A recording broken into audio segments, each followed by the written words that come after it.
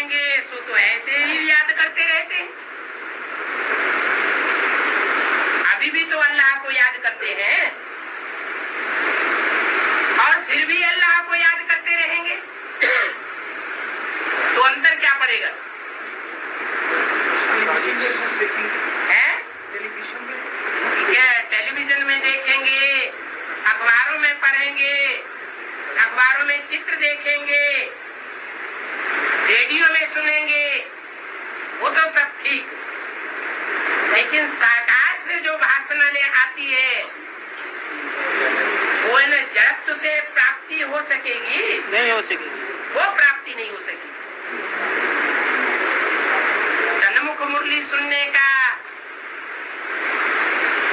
सन्मुख रह करके तुम संग खाऊं, तुम संग बैठूं, तुम संग श्वासों श्वास साथ निभाऊं, वो अनुभूति कर सकेंगे क्या? नहीं कर सकेंगे।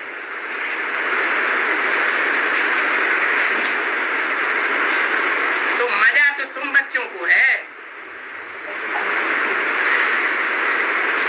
इसलिए तुम बच्चे कहते हो भगवान वाच। क्या उनके शास्त्रों में नहीं लिखा हुआ है क्या? भगवान वाच। लेकिन तुम्हारा जो शास्त्र है सब शास्त्र शिरोमणि भगवत गीता, उसमें लिखा हुआ है, भक्ति मार्ग में भी यादगार है, शिव भगवान वाच। लेकिन गलती से क्या कर दिया है? शिव भगवान वाच की जगह क्या कर दिया है? ये द्वापर युग के आदि से ही नहीं कर दिया है। द्वापर के आदि में फिर भी शास्त्रों में सच्चाई थी। गीता का भगवान निराकार था, बाद में जो साकार प्रेमी है उन्होंने वो हटा दिया, उस बात को गुम कर दिया और कृष्ण का नाम आगे ठोक दिया।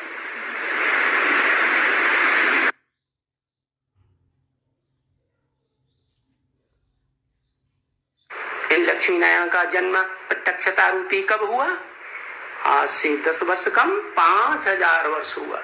66 में बताया तो 76 निकलता है, और 76 को बाप का प्रत्यक्षता वर्ष भी बना दिया।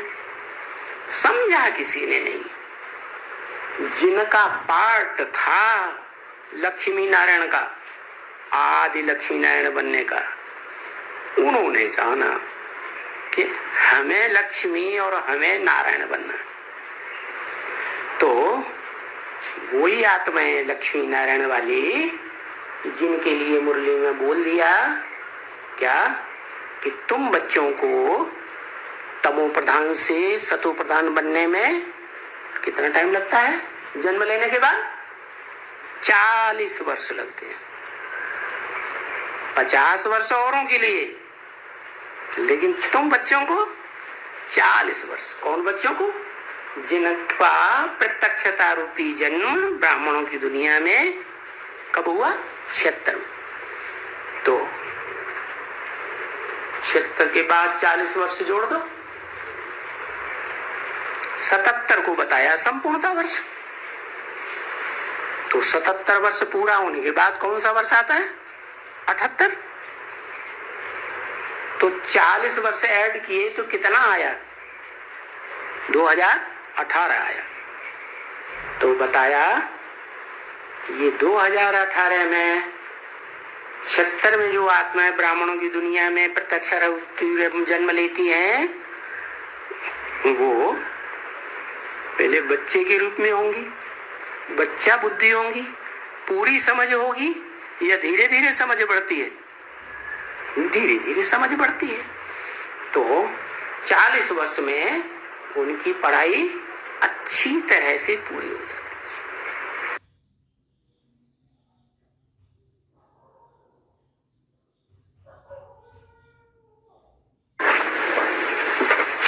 पूछना चाहिए श्री कृष्ण को गोरा या काला क्यों बनाते हो? अगर श्री कृष्ण योगेश्वर है कृष्ण को गोरा चेहरा ही दिखाना चाहिए, काला मुंह क्यों दिखाया हुआ है? काला मुंह दिखाने का कोई तो कारण होगा। राम को भी काला दिखाते हैं, कृष्ण को भी काला दिखाते हैं, जगन्नाथ को भी काला दिखाया है।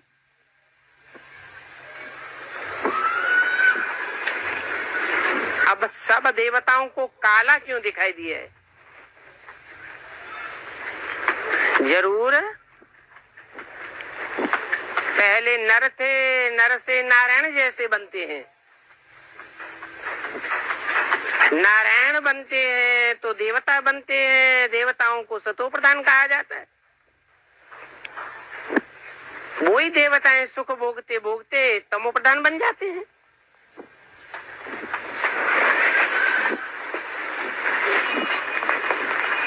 फिर शिवलिंग को भी काला दिखाई दिया है। अब शिवलिंग तो निराकार का प्रतीक, वो तो सदैव ही निराकारी निर्विकारी निरहंकारी है, फिर उसको काला क्यों दिखाया है? कारण तो चाहिए ना, क्योंकि लिंग है साकार स्वरूप की यादगार, और उसमें जो ज्योति बिंदु है वो निराकार की यादगार है। वो निराकार ज्योति बिंदु साकार में प्रवेश करता है, जिसमें मुकर्रर रूप से प्रवेश करता है उसको पहले पहले आप समान निराकारी निर्विकारी निरहंकारी बनाता है। परंतु एक होता है बना बनाया और एक को बनाया जाता है, तो कुछ अंतर रहेगा या नहीं रहेगा? जिसको बनाया जाता है वो सदैव एक जैसा नहीं रह सकता, और जो बना बनाया है वो सदैव एक रस है। इसलिए सदाशिव कहा जाता है। वो सदाशिव जिसमें प्रवेश करता है मुकर्रर रूप से, वो काला और गोरा होता है।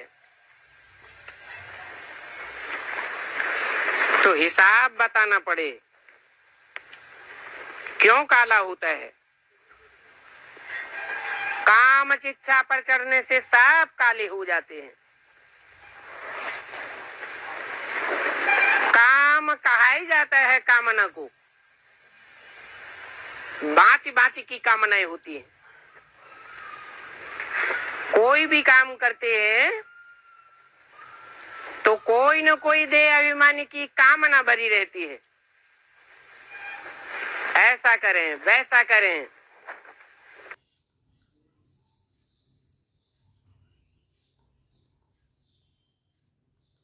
मुरली में मना किया है इस ब्रह्मा का फोटो भी न खींचो। अगर इसका फोटो खींचेंगे तो पतित हो जाएंगे, पद भ्रष्ट हो जाएगा। तो जिन ब्राह्मणों ने इस बात को धारण कर लिया, मान लिया और प्रैक्टिकल जीवन में चलने लगे, ब्रह्मा का फोटो निकाल दिया,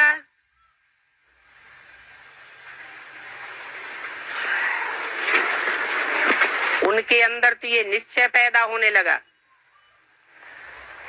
कि हमारा पद ऊंचा बनने वाला है।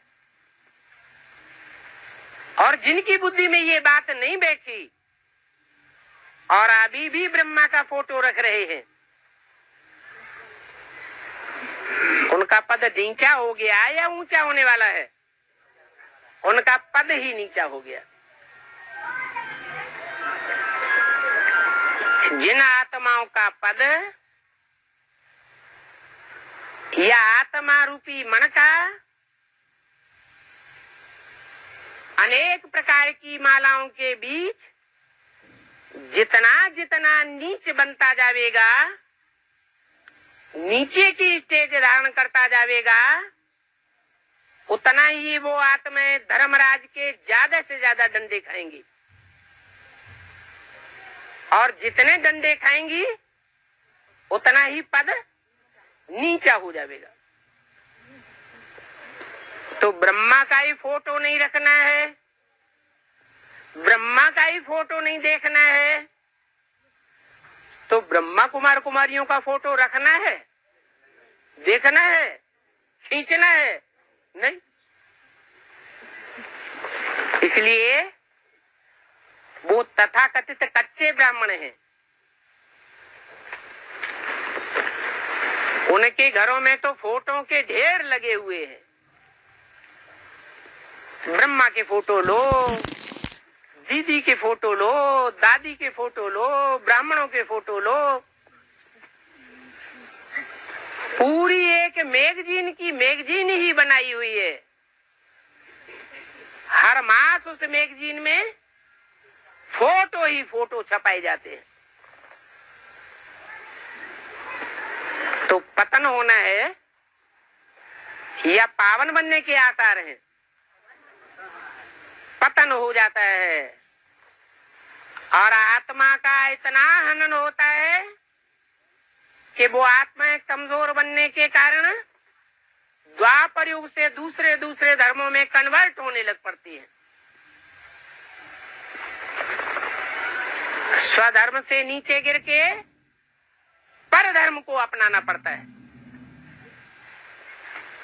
जो देवताएं थे वो ही हिंदू बने, जो हिंदू थे वो ही दूसरे दूसरे धर्मों में कन्वर्ट हुए। नहीं तो हमारा धर्म सबसे पुराना है, हमारा देश सबसे पुराना है, हमारी जनसंख्या संसार में सबसे जास्ती होनी चाहिए या कम होनी चाहिए? फिर कम क्यों हो गई? क्योंकि जो श्रीमद् भगवान को भी न मानने वाले, भगवान की वाणी पर भी ध्यान न देने वाले, भगवान की वाणी की अवहेलना करने वाले, ऐसे कमजोर ब्राह्मण इस परिवार में घुसे हुए हैं, जो द्वापर युग से और धर्मों में कन्वर्ट होकर के भारतवासियों को धोखा दे देते हैं। और धर्मों में कन्वर्ट हो जाते हैं तो और धर्मों की जनसंख्या बढ़ती रहती है और भारतवासियों की जनसंख्या कम होती जाती है।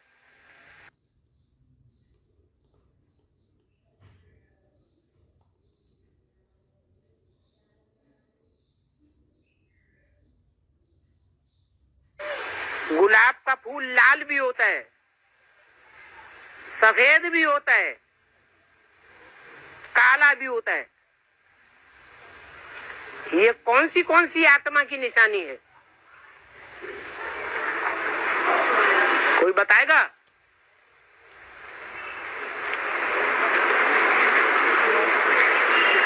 एक, दो, तीन, नहीं बताएगा।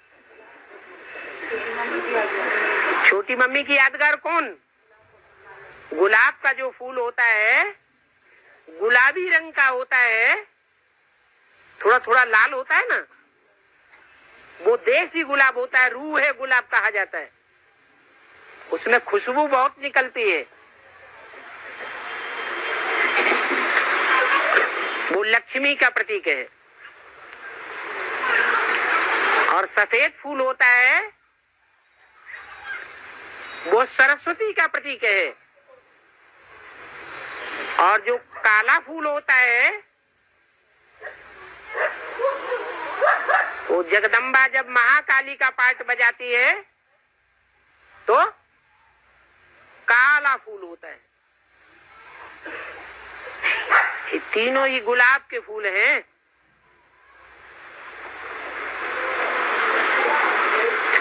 इनमें दो विदेशी हैं और एक स्वदेशी है।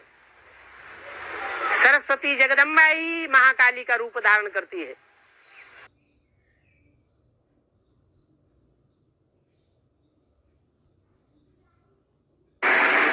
करके सत्य बताते हैं।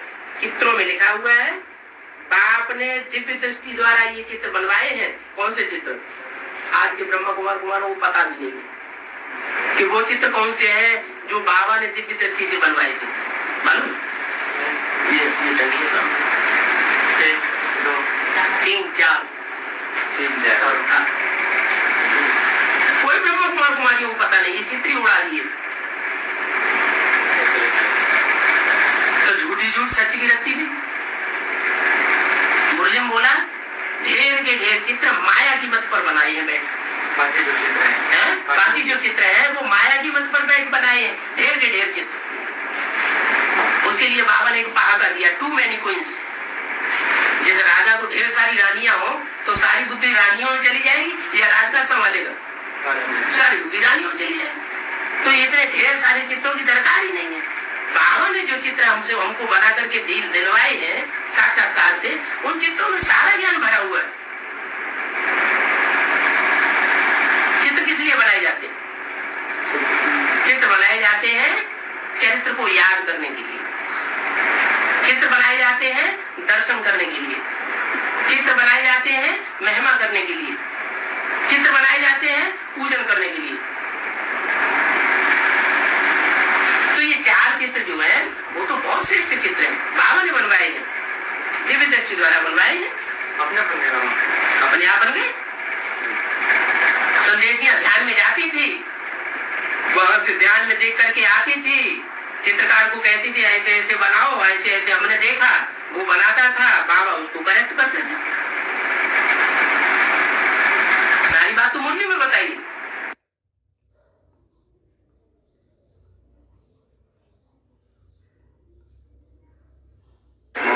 उस चोले में 2 प्रकार की चोले होते हैं।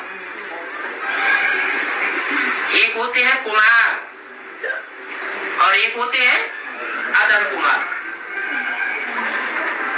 कुछ अंतर बताया है? क्या बताया? कुमार जो चाहे सो कर सकते हैं, इतनी ताकत है कुमारों में। कुमारियों के लिए नहीं बोला क्या कि जो चाहे सो कर सकती, चौराहे पर बैठ करके पुरुषार्थ कर सकती है। हम ये चाहते हैं तो कर सकते हैं? हम बिल्कुल नहीं कर सकते। फिर भी उनको अधीन रहना पड़ेगा। क्या? कोई न कोई पुरुष की सुरक्षा में रहना पड़े। पूर्व जन्म का कोई न कोई कर्म ऐसा आ गया है जो स्त्री चोला मिल गया। और कुमारों को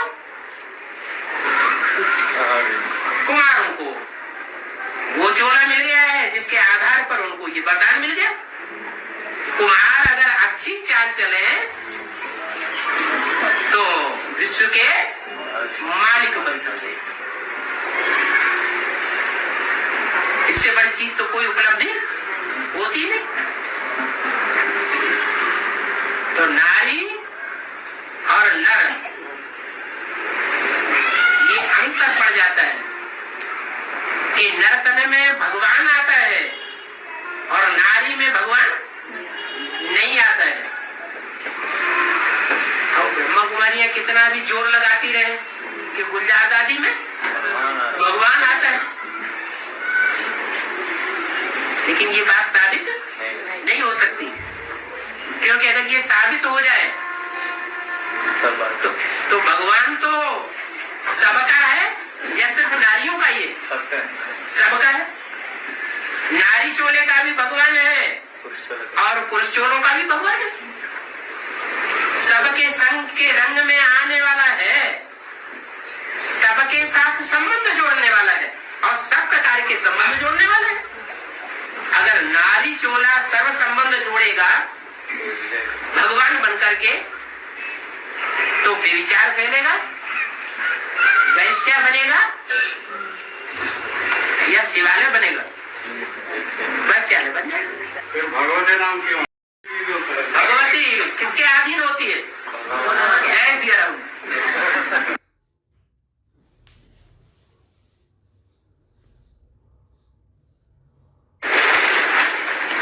तुम बच्चे शंकराचार्य के लिए भी समझावेंगे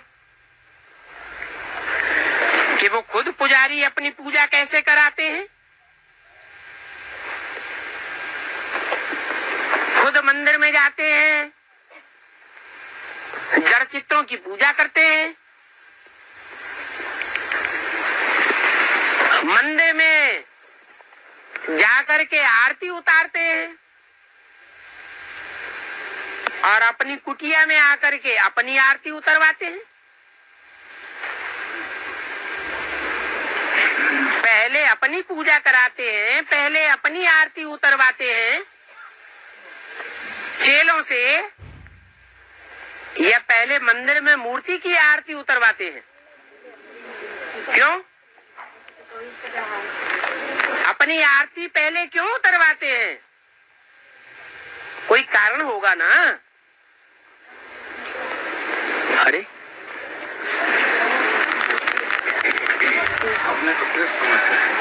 क्योंकि वो समझाना चाहते हैं चेलों को कि मंदिर में तो पत्थर की मूर्ति जड़ मूर्ति है और ये तो शिवो हम तो साक्षात सेवक का स्वरूप बने बैठे हैं, इसलिए हमारी आरती पहले उतारनी है और मूर्तियों की आरती बाद में उतारनी है।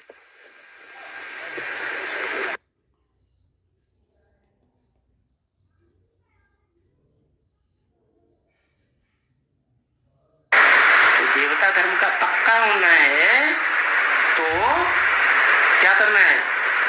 देवता बनाने वाले को पकड़ना है, पहचानना है। तो बताया इनसे तुमको वर्षा नहीं मिलेगा। किनसे? ब्रह्मा बाबा से। उनसे मिलना है। उनसे माने जो अंत में प्रत्यक्ष होने वाला है, संपूर्ण ब्रह्मा। क्या ब्रह्मा को 4 मुख और 5 मुख दिखाते हैं ना, तो पूरे मुख हैं तो जरूर संपूर्ण है। उनसे मिलना है माने भविष्य में पाठ खुलने वाला है, 67 की बात नहीं है। उनसे मिलना है। उनसे माने किससे? जो संसार में शिव समान शंकर के रूप में प्रत्यक्ष होता है, जिस शंकर का नाम अकेले का शिव के साथ जोड़ा जाता है और वो बाप समान बनता भी है। इसलिए भक्ति मार्ग में शिव शंकर को मिलाकर इकट्ठा कर दिया। तो उनसे वर्षा देना, इनसे नहीं मिलेगा।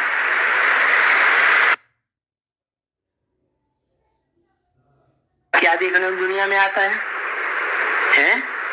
आज दुनिया में यही देखने में आता है, अभी खास करके 100-200 वर्ष के अंदर, जबकि दुनिया अंतिम छोर पर है, तो राजाओं का शासन चल रहा है या प्रजा का शासन चल रहा है? ज्यादातर देशों में प्रजातंत्र शासन चल रहा है। इसलिए भगवान बाप बताते हैं कि प्रजा के ऊपर ये प्रजा का शासन है, बेकायदे राज्य। क्या? क्योंकि स्थापन करने वाला एक नहीं है। जब स्थापन करने वाला ही एक नहीं है तो राजा कैसे एक राजा ही चला पाएगा? एक राजा का शासन चलेगा या ढेरों का शासन चलेगा? ढेर प्रजातंत्र में ढेरों का शासन चल पड़ा।